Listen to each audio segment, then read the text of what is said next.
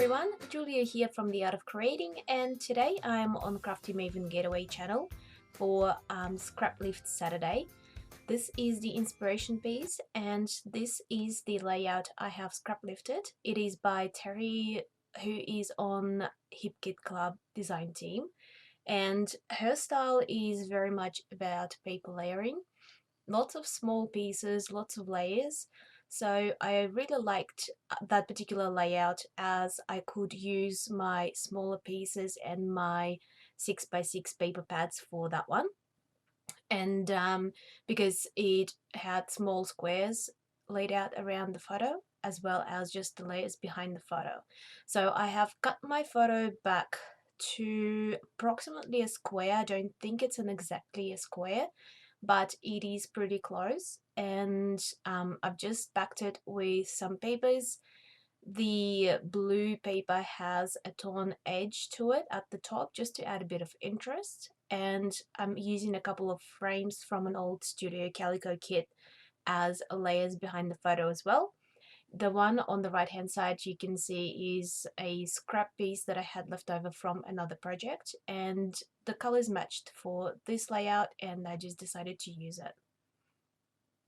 So here I have selected a few papers that I wanted to use, and I wanted to have a few of these cut apart squares from one of the sheets on the paper, and I just wanted some of them for a bit of a background color and some of them for the actual sayings on them. And you can see the one on the right hand side that says chill is actually going to be my title. So I didn't keep all of the footage where I am cutting all the squares out, as it did take a little bit of time, and now I am just placing the squares that I have to try and work out the placement of the clusters, the colors, and I didn't want to have the same pattern on top of each other, so I'm just trying to stagger them and vary them in color and in pattern. And once I am happy with the clusters themselves, I try to work out actually how many clusters I want and the position of them. At some point I really liked how I had the diamonds there, and I thought I would do diamonds instead of squares, but it didn't look right with the rest of the layout, with the photo, how I've already had it set up. So I decided to go back to the original idea of the squares and just maybe take out some of the ones that didn't work. In some of the clusters I have staggered three, probably in most of them I have staggered 3 pieces of squares, but in some I have also added extras and also added some off-cut pieces as well, just for a different shape, different size, to add a bit of a variety. Once I was happy with the actual clusters, I stapled them together. It is a lot quicker and easier to staple them in place. That way I could move them around if I wasn't quite sure about where they were going to be placed on the layout. It also is a lot quicker than gluing it together. And staples add a bit of interest on the page as well. It's a bit of extra texture. This little strip from one of the cut apart sheets I have cut off in thinking that I would use it as a strip, but then I thought different size squares would probably add a bit more interest to the page as it was looking a little bit flat. So I've cut out a few of them. I thought I would actually just sprinkle them around the page and have them fill in some of those empty areas, but then I thought that was too much, so I've just added them to the clusters, on top of the clusters in a few areas, and one of the squares I have cut in half and used it as photo corners. To glue things together, what I've been doing is just gluing a little pieces of layers on top of each other so that I could move things around while I'm deciding what I actually want to do with the layout. I wanted to add a little bit extra, so to break up a bit of a squareness of the layout. And this sheet had some circles on it, which I have punched out with my punch. I think it might be by EK Success. This one comes in a set of two. It's actually supposed to be for buttons, so this one is a solid circle and the other one is like the button top for it. But I mostly use this one because it's smaller than 1 inch circle, and I couldn't find any standalone punches that were of that size, so I just bought that pack and usually just use this one for the circles.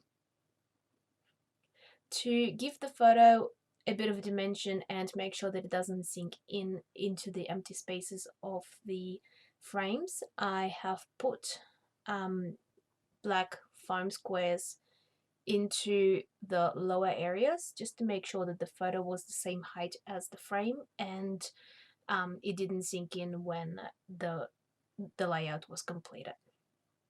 I didn't actually take off the sticky part of those foam squares. I didn't need to use it as something to hold the photo onto the page. I just needed it for dimension, so I just put glue around the frame and glued it on top of the paper.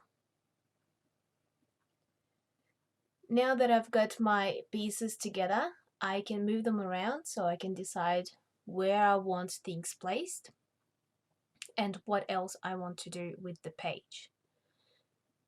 So I'm sort of fiddling around with it.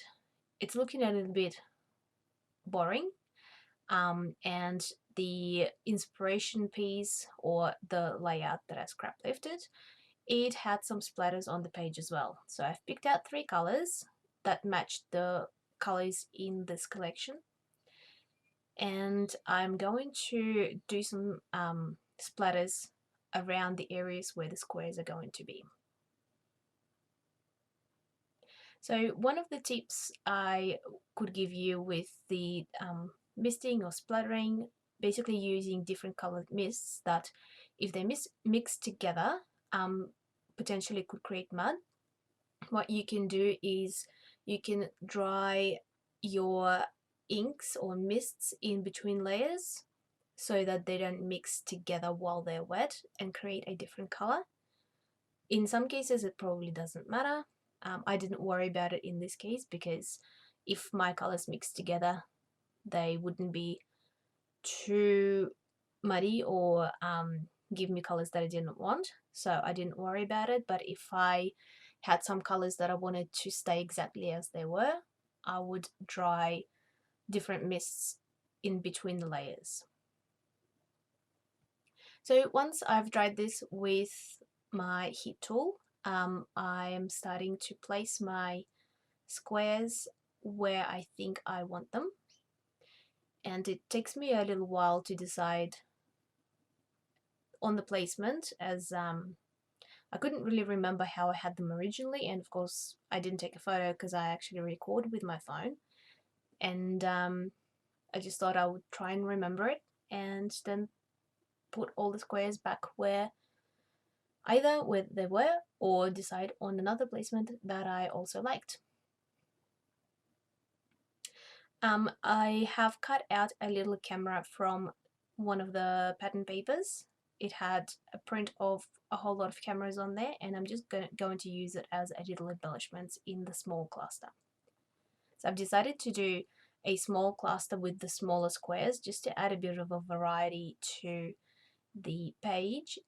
Otherwise it was just I couldn't work out what was wrong with it. I just needed more variety.